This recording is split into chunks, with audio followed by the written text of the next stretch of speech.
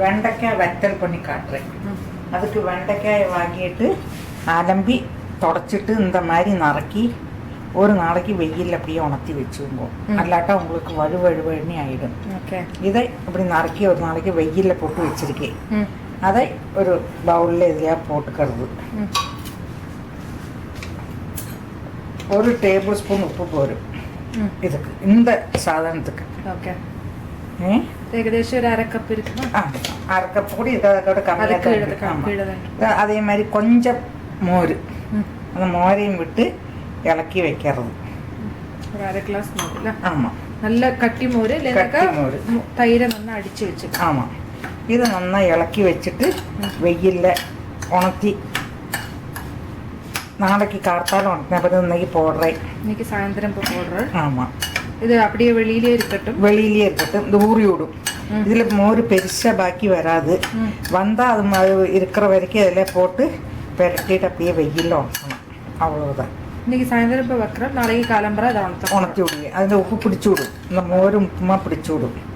அது அப்படியே எடுத்து உணர்த்தணும். அவ்வளோதான்.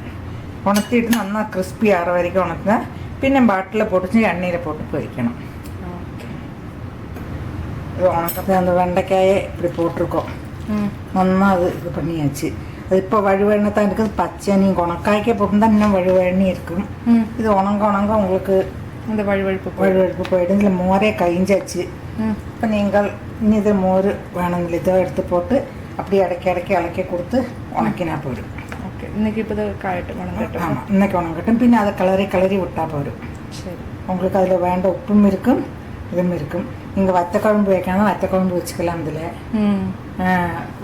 வறுத்து இந்த தாமரைக்கிழங்கெல்லாம் வறுத்து போட்டுக்கிற மாதிரி இருக்கும். நல்ல பெரிய வெண்டைக்காய்க்கு நல்ல கனமுள்ள வெண்டைக்காய் நல்லா ரவுண்டாக பெருசாக இருக்கும். அப்போ தாமரைக்கிழங்கு வறுத்த மாதிரி இருக்கும். நல்லா இருக்கும். ஓகே. இப்படி நிறைய இது பண்ணி வச்சு வெயிலில் காய வைக்கணும். இது வெண்டைக்காய் வைக்கணும். இது நல்லா மோரில் போட்டு உணக்கி வச்சுட்டு நல்லா காஞ்சாச்சு. இதை எண்ணெயில் பொரிச்சு காட்டுறேன். எண்ணெய் காஞ்சிருக்கு. எண்ணெய் வச்சிருக்கேன்.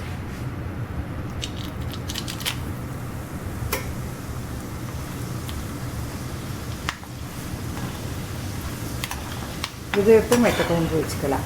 எந்த வெட்டிலையும் வெட்டை குழம்பு வச்சுக்கலாம். உங்களுக்கு அந்த பாவக்காயிலும் இதில் மஞ்சப்பொடி போட்டதுனால அந்த மஞ்சள் கலர் அந்த எண்ணெயில் இருக்குது.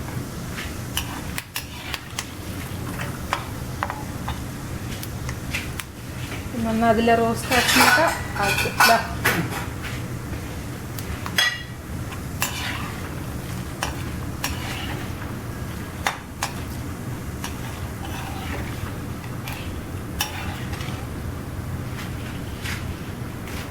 ஓகே.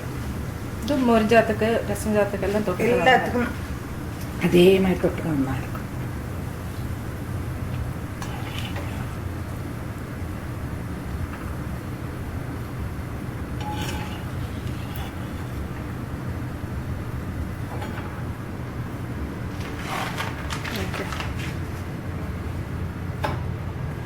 வெண்டைக்காய் வத்தல்.